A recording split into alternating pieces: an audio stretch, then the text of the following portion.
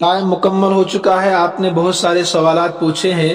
Sugar, blood pressure, depression کے مریض کے لیے روزہ چھوڑنے کا کیا حکم ہے؟ دیکھیے، روزہ چھوڑنے کا حکم تو نہیں ہے اس کے لیے، لیکن اگر اس قسم کے بیمار کو لگتا ہے کہ روزہ رکھنے سے ان بیماریوں کے بڑھنے کا مزید اندیشہ ہے، بیماری بڑھ جائے گی، یا کسی ماہر ڈاکٹر نے، تجربہ کار ڈاکٹر نے کہا ہے کہ اگر آپ روزہ رکھیں گے تو بیماری بڑھنے کا اندیشہ ہے، اور اس کو بھی لگتا ہے واقعتاً بیماری بڑھے گی، تو فی الحال یہ روزہ نہ رکھیں.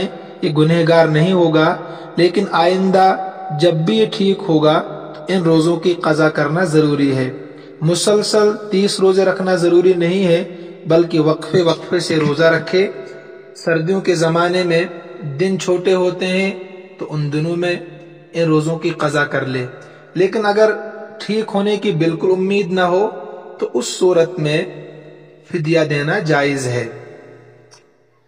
دوسرا سوال آپ نے پوچھا ہے، روزے میں الٹی آنے کے بعد روزے دار کے لیے کیا حکم ہے؟ یاد رکھیے، خود بخود غیر اختیاری طور پر جتنی بھی الٹی آئے، خود بخود جتنی بھی الٹی آئے، کسی بیماری کی وجہ سے ہو یا کسی اور وجہ سے ہو، کسی بھی صورت میں روزہ نہیں ٹوٹتا ہے، چاہے منہ بھر کے ہو یا اس سے کم ہو. تو خود بخود جو الٹی آتی ہے اس سے روزہ نہیں ٹوٹتا ہے. اب اگر جان بوجھ کر الٹی کی کسی نے، مثلا کسی نے حلق میں انگلی ڈال دی اور اس وجہ سے الٹی آ گئی، اب اس کا اندازہ کیا جائے گا. اگر منہ بھر کے ہے، الٹی کرنے والا خود اندازہ لگائے گا. اگر منہ بھر کے الٹی آئی ہے تو اس صورت میں روزہ ٹوٹے گا، لیکن اگر معمولی الٹی ہے تو اس سے روزہ نہیں ٹوٹے گا.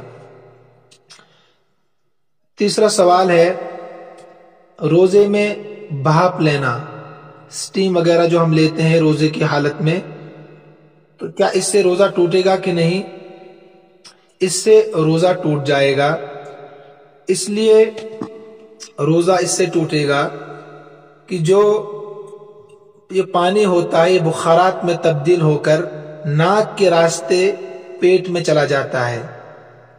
یہ بخارات میں تبدیل ہو کر ناک کے راستے پیٹ میں چلا جاتا ہے، تو اس وجہ سے بھاپ لینے سے، سٹیم لینے سے روزہ ٹوٹ جائے گا. ایک سوال ہے، حاملہ عورت کے روزہ چھوڑنے کا حکم. حاملہ عورت کے روزہ چھوڑنے کا کیا حکم ہے؟ دیکھیے، اس کے لیے بھی حکم یہی ہے کہ اگر حاملہ عورت کو لگتا ہے کہ روزہ رکھنے سے میری صحت کو خطرہ ہے، یعنی صحت پر اثر پڑے گا، اسی طریقے سے اگر اس کو لگتا ہے کہ بچے کی جان کو خطرہ ہو سکتا ہے، تو اس حالت میں حاملہ عورت روزہ چھوڑ سکتی ہے. لیکن اس کے لیے بھی ضروری ہے کہ بعد میں ان قضا شدہ روزوں کی قضا کرے. جو روزے چھوڑ دیے انہوں نے عذر کی وجہ سے، تو بعد میں ان تمام روزوں کی قضا کرنا واجب ہے. حکم یہی ہے کہ چاہے وقفے وقفے سے رکھے یا مسلسل رکھے، چھوٹے دنوں میں رکھے سردیوں کے زمانے میں، لیکن قضا کرنا ان روزوں کی ضروری ہے. فدیہ دینا جائز نہیں ہے حاملہ عورت کو جو روزہ نہ رکھے. اس کے بعد ایک سوال ہے، روزے کی حالت میں ٹوتھ پیسٹ کرنا جائز ہے کہ نہیں؟ روزے کی حالت میں پیسٹ وغیرہ کرنا یہ مکروہ ہے، لیکن اگر اس کے اثرات حلق میں پہنچ گئے اور مٹھاس محسوس ہو گئی، عموماً ایسا ہوتا ہے کہ اس کی مٹھاس حلق میں چلی جاتی ہے، تو اگر مٹھاس محسوس ہو گئی تو اس سے روزہ ٹوٹ جائے گا. بہتر یہ ہے کہ مسواک کیا جائے. حضور صلی اللہ علیہ وسلم نے ترغیب بھی فرمائی ہے، لولا ان اشق علی امتی لامرتہم بالسواک عند کل صلاۃ. اگر مجھے اندیشہ نہ ہوتا، خوف نہ ہوتا، تو امت مشقت میں پڑ جائے گی، ان کے لیے مشکل ہوگا یہ کام کرنا، تو ہر فرض نماز کے لیے مسواک کو فرض قرار دیتا. تو لہذا مسواک کرنا چاہیے. 100 بیماریوں کا علاج ہے مسواک میں. کسی درخت کی بھی مسواک ہو، زیتون کی ہو یا اور کوئی درخت ہو، تو مسواک کا اہتمام کرنا چاہیے. اگر کسی کو پیسٹ ہی کرنا ہے تو صبح سحری کھانے سے پہلے پہلے فارغ ہو جائے، دن میں احتیاط کرنا ضروری ہے۔ اس کے بعد ایک سوال ہے، روزے کی حالت میں ویکسین لگانا کیسا ہے؟ روزے کی حالت میں جو ویکسین، کووڈ ویکسین ہے جو یہ لگایا جاتا ہے، اس سے روزے میں کوئی فرق نہیں پڑتا ہے، اس لیے کہ ویکسین بذریعہ انجیکشن لگایا جاتا ہے،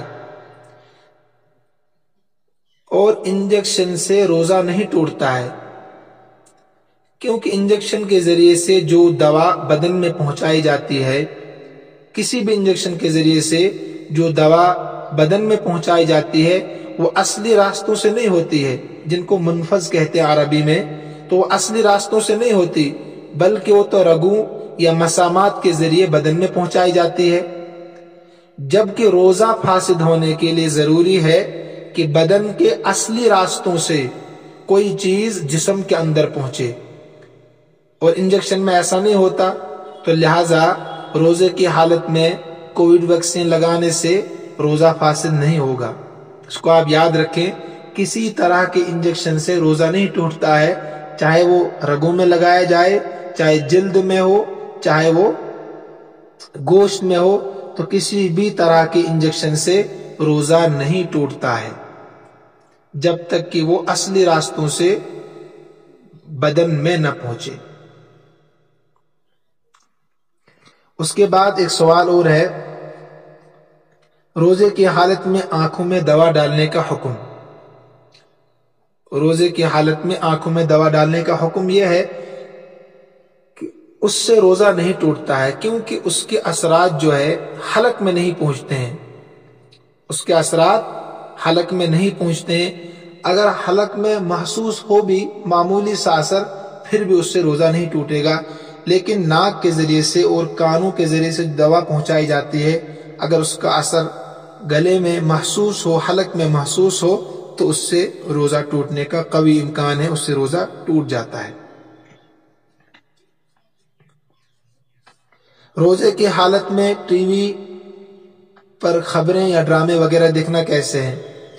دیکھیں، ان چیزوں سے احتیاط کرنا چاہیے، دفع مضرت جلب منفعت پر ہمیشہ مقدم ہوتا ہے، ایک اصول ہے فقہ کا، تو لہٰذا آپ 11 مہینے اپ ٹو ڈیٹ رہتے ہیں، خبریں سنتے ہیں، تو اس سے کون سا انقلاب آپ نے برپا کیا؟ تو لہٰذا بہتر یہ ہے کہ رمضان المبارک میں قرآن کریم کو پڑھا جائے۔ دیکھیے، ہم نے خبریں پڑھی، سرخیاں پڑھی، اخبارات پڑھے تو دنیا کی طاقت سمجھ میں آ گئی، امریکہ کو ہم نے سپر پاور سمجھا، دنیا کا اقتدار ہم نے سمجھا کہ یہی سپر پاور ہے، ہم نے قرآن کو چھوڑ دیا۔